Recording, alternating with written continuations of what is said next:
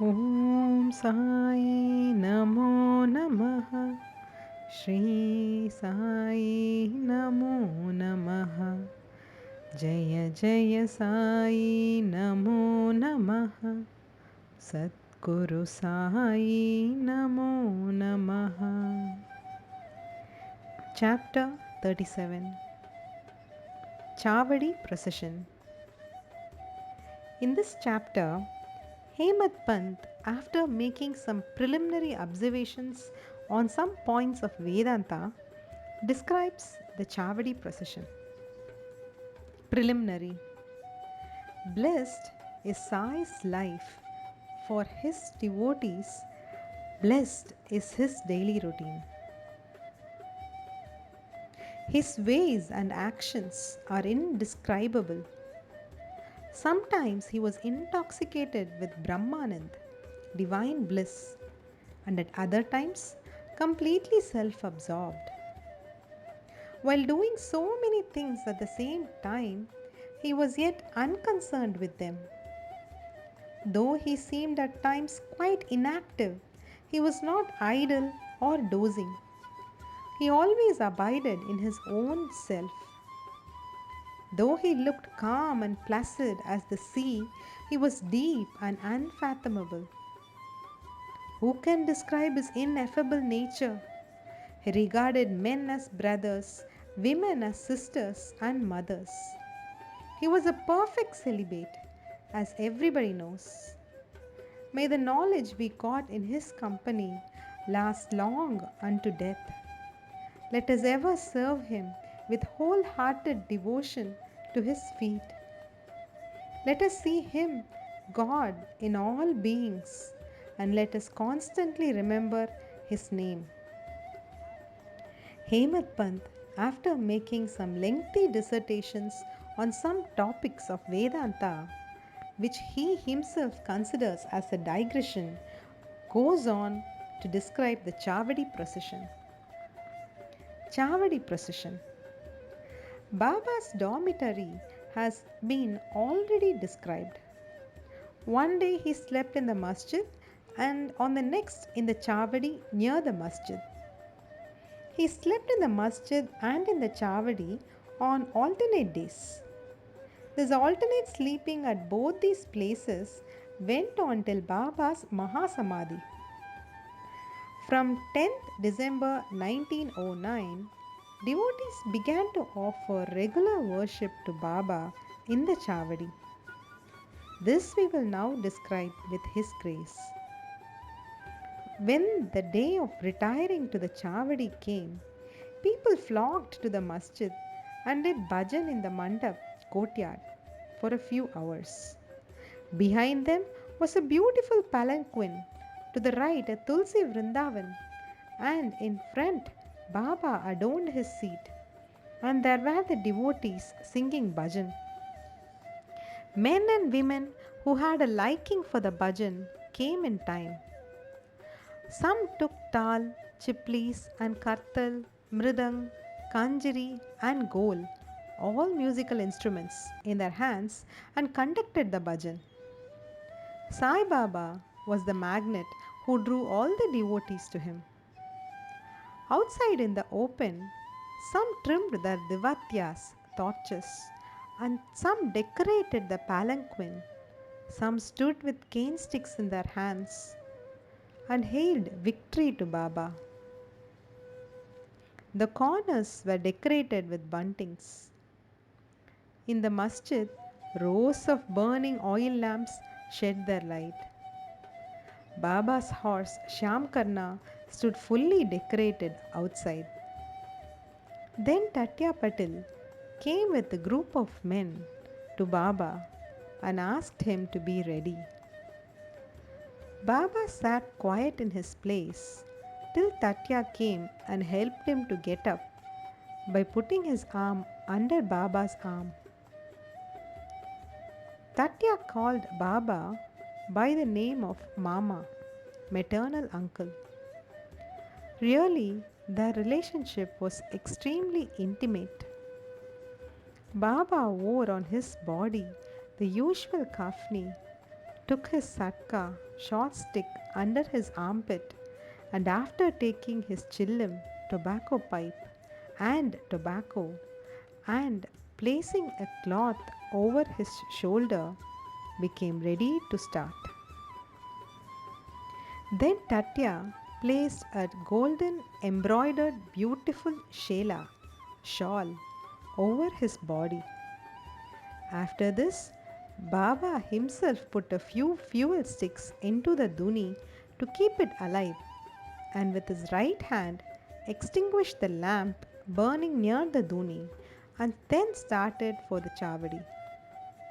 Then all sorts of musical instruments, band and horns, etc., gave out different sounds, and fireworks exhibited various colored views.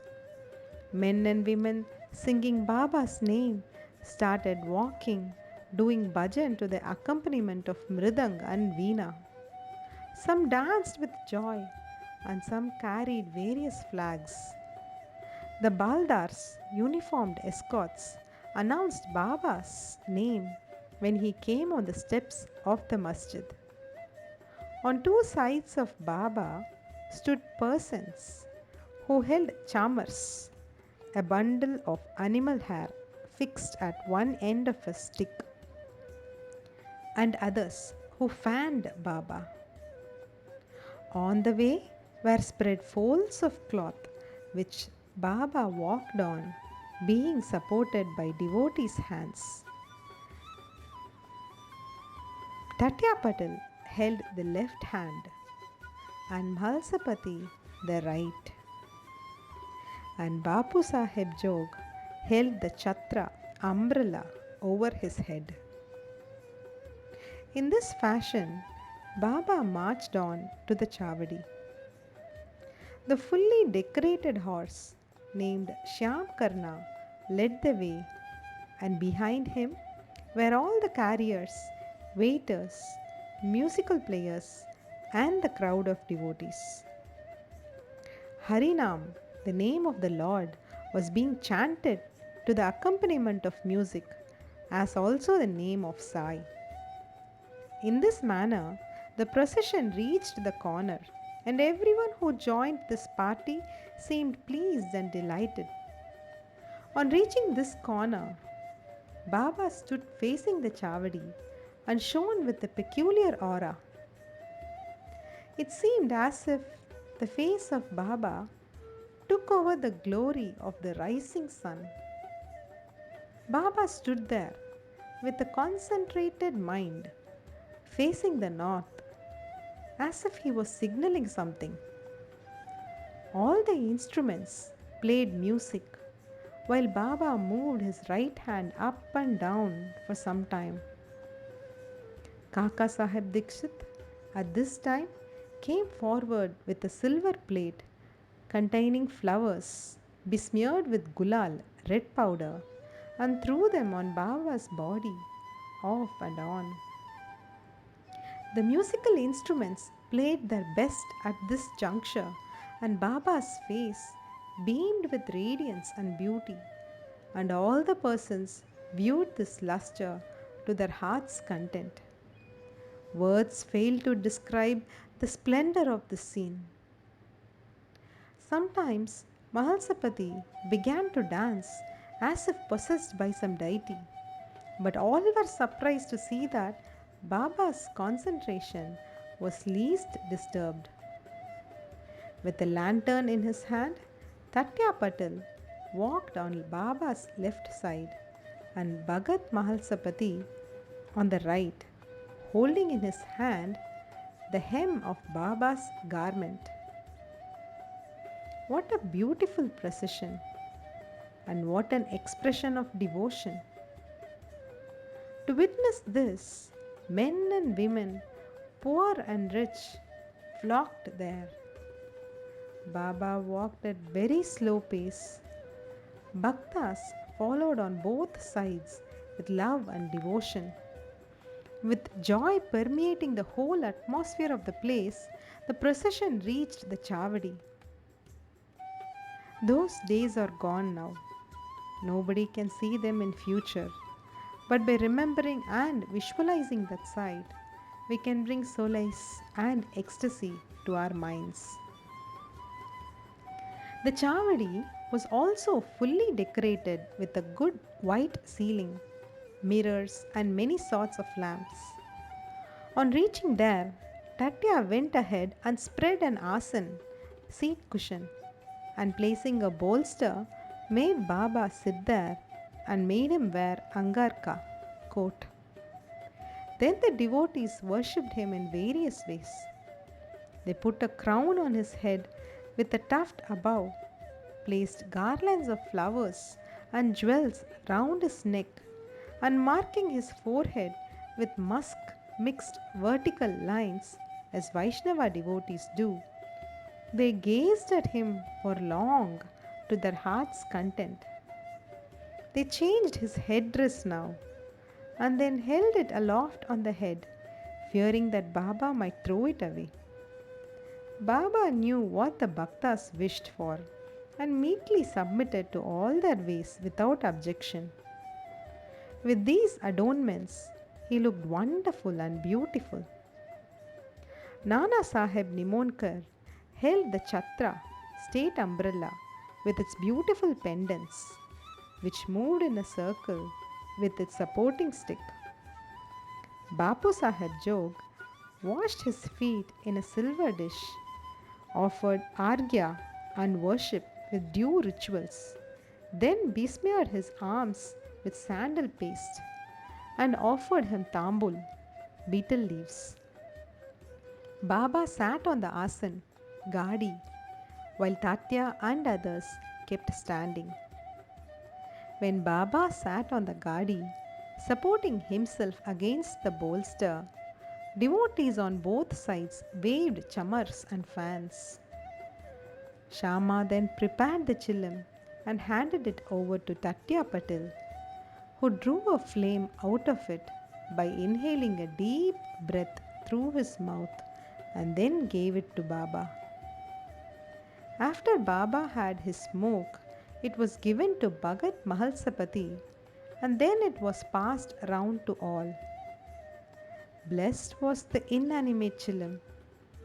It had first to undergo many ordeals of penance, such as being kneaded by potmakers, dried in the sun, and burnt in fire. And then it had the good fortune to get the contact of Baba's hand and his kiss. After this function was over, devotees put garlands of flowers around his neck and gave him scent and bunches of flowers. Baba, who was an incarnation of dispassion, cared a fig for all of these necklaces of jewels and garlands of flowers and other decorations. But out of real love to his devotees, he allowed them to have their own way and to please themselves. Finally, Bapu Sahib Jog waved the arati over Baba, observing all formalities, and the musical instruments played their auspicious tunes. When this arati was over, the devotees returned home, one by one saluting Baba and taking his leave. When Tatya Patil, after offering chillim, attar, scent, and rose water, stood to depart, Baba said to him lovingly, "Guard me properly. Go if you like, but return sometimes at night and enquire for me." On replying in the affirmative, Tatya Patil left the Chavadi and went home. Then Baba himself prepared his bed. He arranged some sheets one upon another, and thus making his bed, went to rest.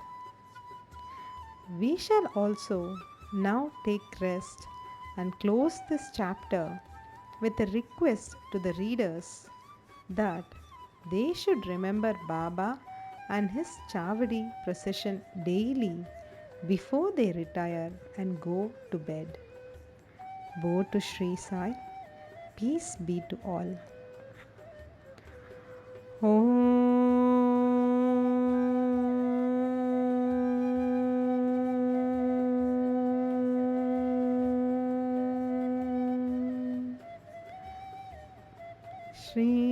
Sachitananda Sadguru Sainath Maharaj ki Jai.